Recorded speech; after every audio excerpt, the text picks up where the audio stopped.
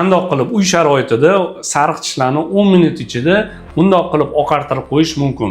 Videoni oxirigacha ko'ring. Usmon degan patsientimiz shu retseptni sizlarga ko'rsatib beradi. Bizga kerak bo'ladi ozgina banan.